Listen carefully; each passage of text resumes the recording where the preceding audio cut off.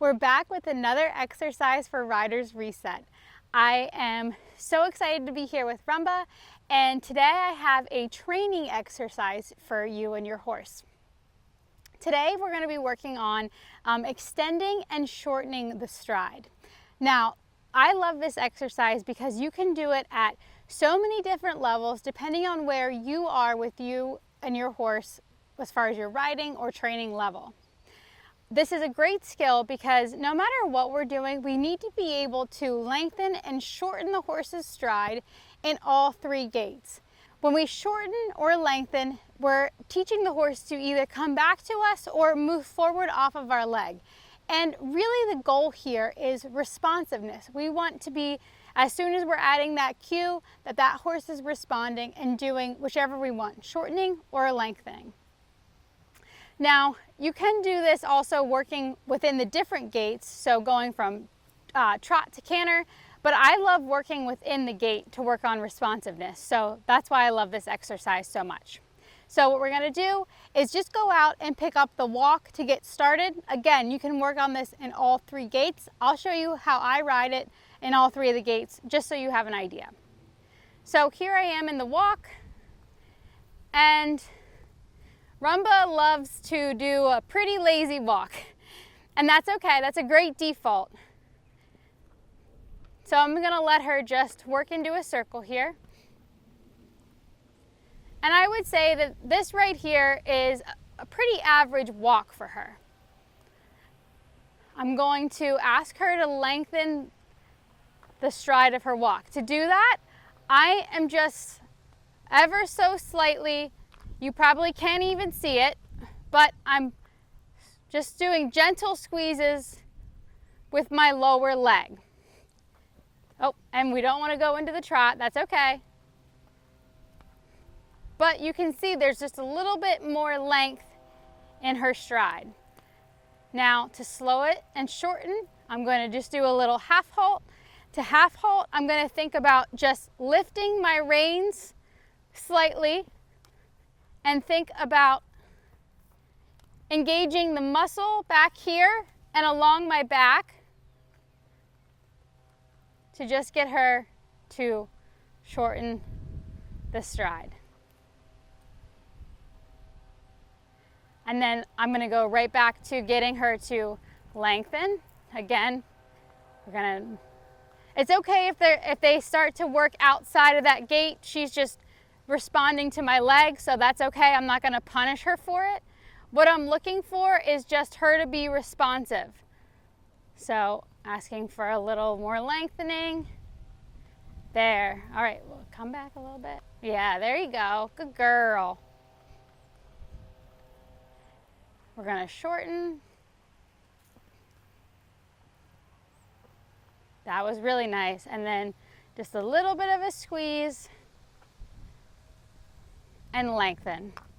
Now, a lot of times when I'm working on this, I will pick a side to do either. So I might lengthen down the long side and then shorten on the short side of the circle, lengthen down the long side. And this just gives me goals to make sure that I am getting the response out of her exactly where I have that point of where I'm asking for that cue.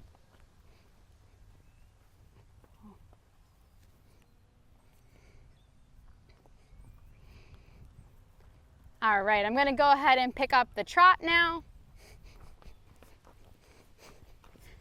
And I'm just going to let her trot for a second. This is her baseline speed, I would say.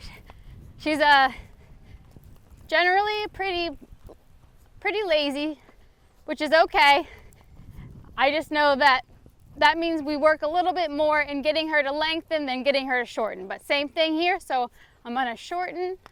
And when I'm shortening in the trot, I'm going to think about really slowing my post, doing that same half halt where I'm lifting. And then I'm going to extend. I'm going to shorten. Again, just half halt. Think about filling out my low back. Extend. And then shorten.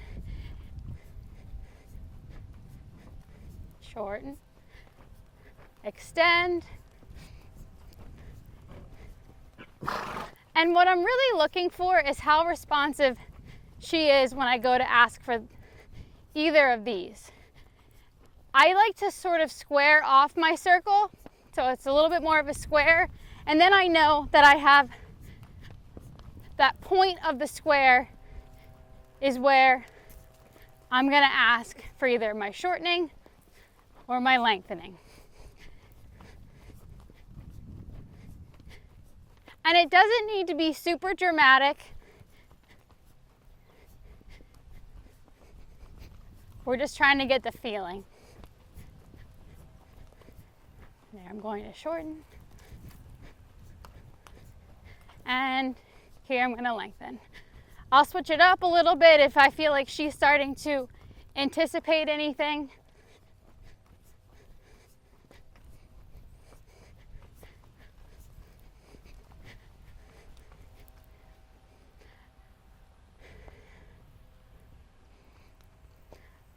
Now we're going to practice shortening and lengthening in the canter.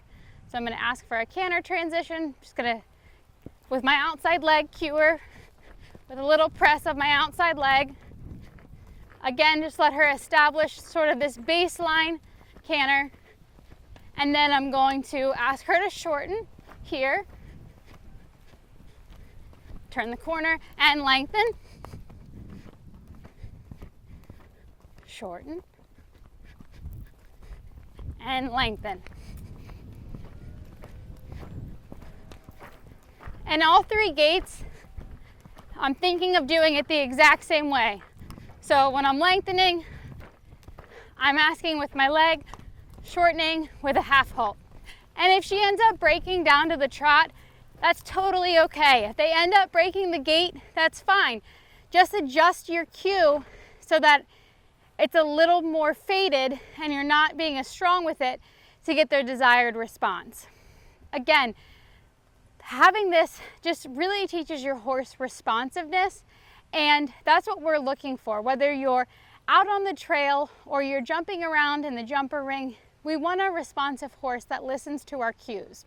So go out, practice this with your horse, and let me know in the comments down below, which did you find easier, shortening or lengthening?